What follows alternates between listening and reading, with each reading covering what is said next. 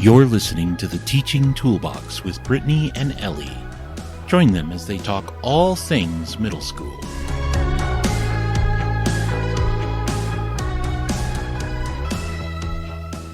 Ever feel like the first few weeks of school are a tornado of papers, emails, meetings, and missed to-dos? Absolutely. If you feel that way too, you are not alone. But what if you could start the year with systems that actually stick and save you time in the long run? Welcome to the Teaching Toolbox podcast. I'm Brittany, and I'm here with Ellie. Hello. And today we're sharing real-life, sustainable organizational ideas for middle school teachers that go beyond the pretty planners. Although we do love the pretty planners. Yeah, for sure. And in this episode, we're talking about teacher organization. Your digital files, your papers, your communication. Not the student supplies or the classroom setup necessarily. That's a whole other episode. So why don't we start with the digital stuff? Because if your Google Drive computer files are a mess, or whatever you use, if it's a mess, everything else can start to feel chaotic too. Side note, I remember when there was almost no digital stuff and I didn't have to worry about that, just where were all my papers? Oh yeah, me too. I remember having a stack of paper about 2 feet high that I had to file or make files for before everything was just a click away. So I totally agree with the need for both digital and paper organization. You can have folders for each class period within your computer and folders for types of resources like notes, assessments, answer keys, task cards. And I would number or classify them in such a way that they stay in order. You could also create a quick access folder on the sidebar for anything you'll need that week. Drag and drop files into that folder or copy files there so that they're easy to find. It makes lesson prep and planning go a lot faster. Another helpful system is a weekly teacher planning document, a simple template with sections for tasks, grading, copies, tech needs, and communication. And you could fill it out every Friday or every Monday. And we've got one for you that we will put in the show notes. So to stay efficient long-term, one option is to create a past units folder. Just drag and drop from your quick access to the past units folder at the end of each quarter, and that way when you spiral back to a topic or you go to revisit something, you're not starting from scratch. You know right where those things are and what you've covered. Sounds good. Now, did you tend to keep just digital copies of everything, or did you print out your units and your activities and stuff and keep them in binders? I did both. I had the digital and the printed because I wanted students to be able to see a sample of what we were doing, and I wanted it to look like what theirs should look like. Yeah, me too. I liked to have the actual physical copies of everything. Yeah. And I still liked putting them in binders even though they were on the computer. I still have them all in binders.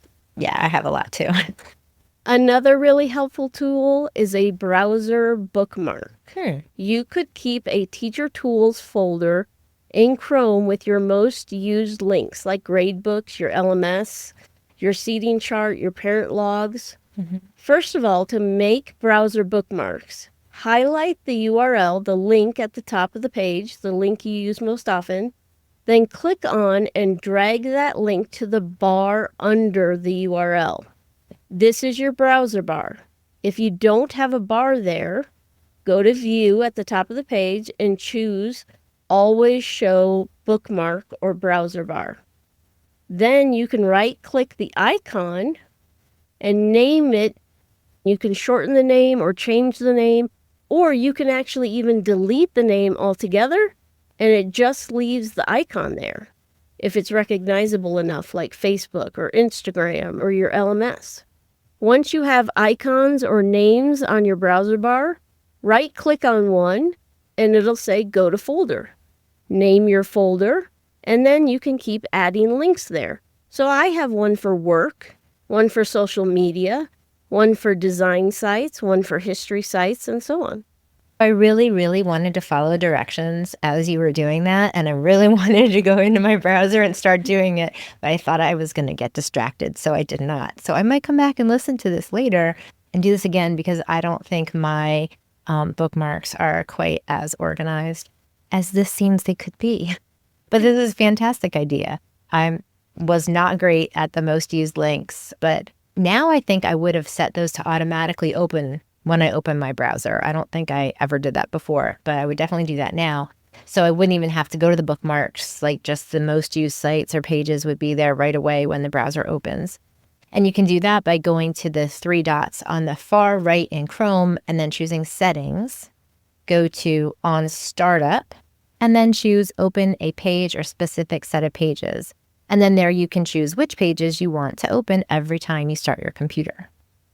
Right. And then maybe you use the bookmarking for commonly used content-related sites. That's a great idea. If you're on a team, using a shared calendar or a collaborative slide deck for weekly lesson plans could also help everyone stay aligned, coordinate testing, and identify behavior issues as well as other things. Yeah, and even something simple like a shared spreadsheet can reduce some duplicated effort, especially if you're coordinating assessments or pacing. Anything else for digital for now? Or should we move on to paper? Let's talk about the paper monster because that one piles up fast. That's for sure. It sure can.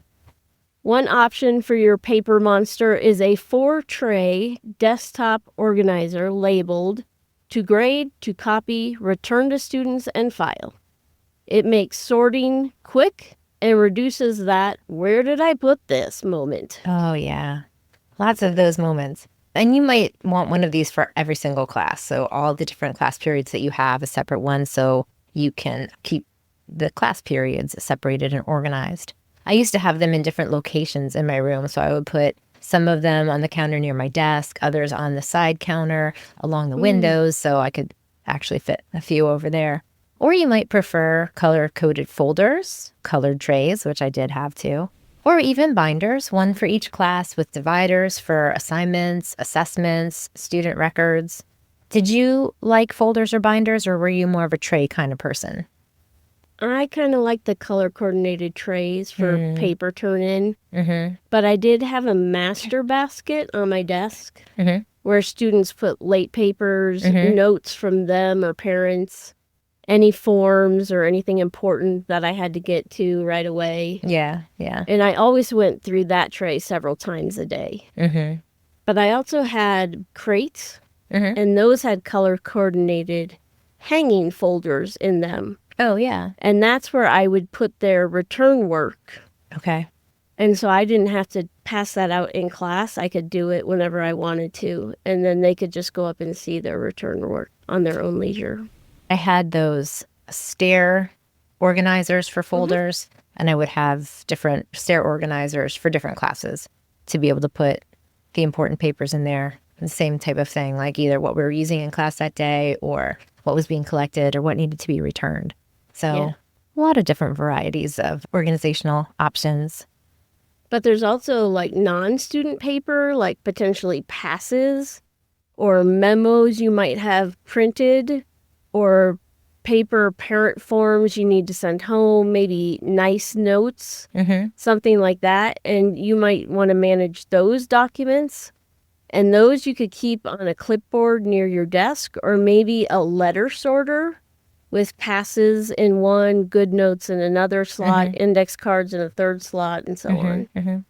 I did use clipboards for some of those kinds of things, but I was also lucky I had a desk that had a filing cabinet drawer type of thing in it, which was really nice. So I could put hanging folders in that desk drawer and keep a lot of those files in there. Yeah. Along with my candy. As good as you might be at keeping things clear and organized, it can be a good idea to include a weekly reset routine. So maybe at the end of the week on Friday, you could reset everything and reorganize for the next week. And that can be so helpful. You clear your desk, you empty your trays, you prep for Monday's materials. That way you're walking into the new week ready to go with your physical space in order. which can really help your mental space and your attitude each week as well. I would usually go to school on Sundays for a bit and do this because I chose to leave immediately on Friday. Okay. I did not want to come early in on Mondays either.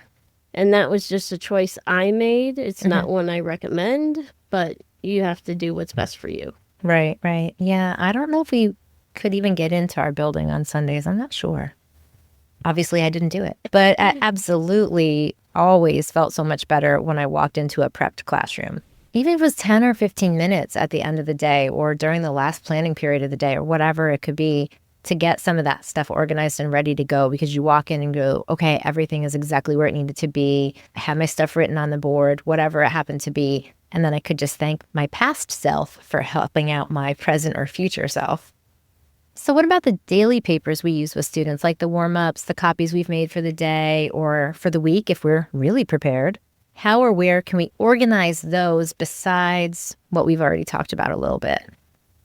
Well, there was a time when I would make copies for the coming weeks, and then I would put them in a different spot each time. And then by the time it got to be that lesson, I couldn't remember where I had put those copies. Yeah, and then did you make new copies? I would eventually find them, so then I'd have them for next year. But having a system for your weekly prep is important. Once I finally made my system, it worked great. I had a little bookcase behind my desk, and on top of it, I put 5 trays, one for each day of the week. And then as I made copies, I put them in the correct tray, and then I knew where they were. When Tuesday's lesson came around, they were in the Tuesday tray.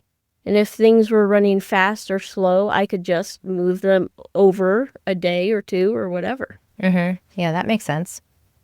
A lot of teachers like using drawer carts labeled Monday through Friday, and I did have like a portable cart like that too that had hanging folders in it and drawers to hold warm-ups or copies or handouts for the week, and I did use that at some points. It's a great way to stay ahead and can also help out with sub-plans. If you have to be out unexpectedly, but you already have those copies in the cart or the bookcase or whatever it happens to be, then the sub can just pull them out. And it can become part of your weekly rhythm. Load it on Friday, coast a little bit easier on Monday. Yeah. And I also, besides the Sunday thing, I also had a day of the week where my husband and I just knew that was my night for staying late. And it usually coincided with one of our kids' practices. Okay, yeah. And so I would just stay late and they would have practice and I would work in my classroom until like 7 or 8 at night. Okay. And just get things going and prepped for the next week or whatever. And then it was all there, ready to go for a sub or whatever needed to happen. I know there are a lot of times people say, I'm not staying late, I'm not putting in that extra time in the evening, whatever.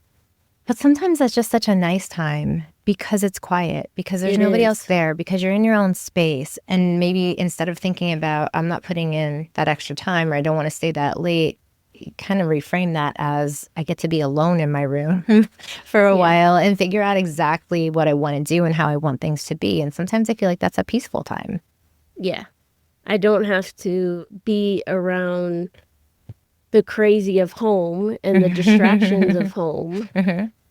I get to work in my classroom. It's quiet. I'm not being distracted by my teammates or students. And you accomplish so much in that time. Right. And all your tools are around you. Right, right. You don't have to carry everything home. Yeah. So what about fast finishers or extra credit work? What did you do with all those papers? At one point I had a full-size paper vertical filing pouch and I hung it on my wall. I think it had like 10 or 12 slots for papers so I could put 10 to 12 different resources in the pouches with a card or sheet on the front saying what each pocket held. What did you do for absentee kids? I had color-coded magnetic, big, huge clips that attached to the board. Okay. And I had an extra board on the side wall.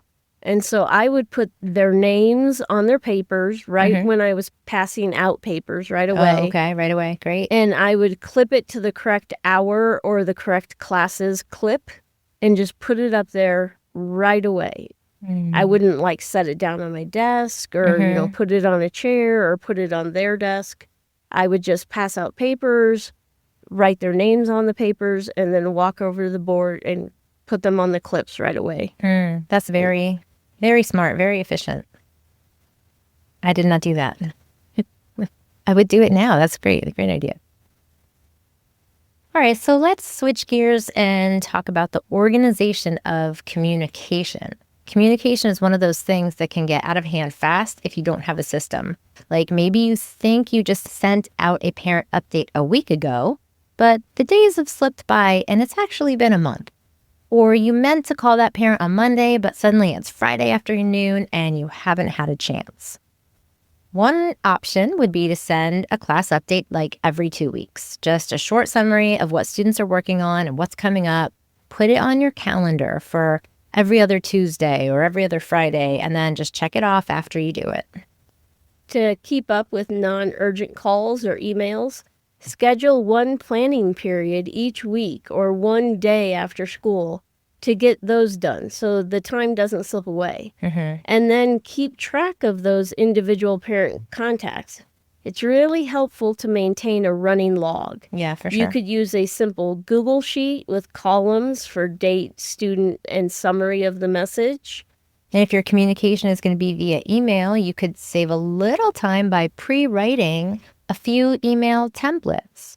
So if you're going to send an email about missing work or behavior follow-ups or positive notes home, kind of like having your print forms, but have those email templates set so you can get those done more quickly.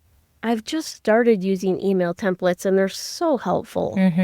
Oh, that's such a great idea, especially for today. And while you might not want to send an email when you actually have time to write it, you might be able to write it and then schedule it, depending on the platform you're using. That way you're not logging in later in the day to write and send emails. Right. And while it's very easy to decide when you're going to make calls or send emails, we all know you don't always receive emails and calls at ideal times. So it's really important to try to set communication boundaries early so that families know you might answer emails between certain hours and they know what to expect, that you're not going to be answering at 10 o'clock at night. Yes. There always seem to be emails coming through later and later in the evening and night. And once you start answering those, if they aren't an emergency, then it becomes an expectation that you're always going to answer. Right. And there are times that a student emails for help and we want to be helpful because we want them to be successful and we want to make sure they get what they need. But if we always answer them later in the day, then we're kind of training them to leave their questions until whenever they get around to asking. I mean, when I was in school, so long ago, there was no way to contact the teacher after they left for the day. You had to figure it out, do the best that you could, and clarify things the next day. And I think it's still a possibility to train students to stick to some certain hours and certain parameters as far as communication, and parents as well. Exactly. Same here. If you do want some way to communicate with classes or students after hours, I recommend using your school learning management system or an app like Remind or Class Dojo. You can send out a change to an assignment, a forgotten reminder, help on a certain problem to everyone through this method. Or you could post a weekly overview at the beginning of the week so students know what's coming up and you're not repeating yourself every day. You hope. All right, so we have covered 3 big areas today: digital tools, paper systems, and communication routines. And the goal is not perfection, of course. We're never going to be perfect, but it's sustainability. What can you stick with? Exactly. Just pick a couple things to add to your teaching toolbox for the start of the year. Maybe it's organizing the trays for student papers, or organizing your digital files, or setting up some of those awesome email templates that Ellie mentioned. Whatever it is, make it work for you. The systems are there to support your teaching, not to stress you out. If you found even one tip today that made your brain go, ooh, I could totally use that, share this episode with a colleague and help them get a head start, too. And let us know what you're trying. DM us on Instagram or leave a comment. Your tip might show up in a future episode. We'll talk to you later. Bye. You just listened to the Teaching Toolbox. Follow them on your favorite platform for more episodes and share it with a friend.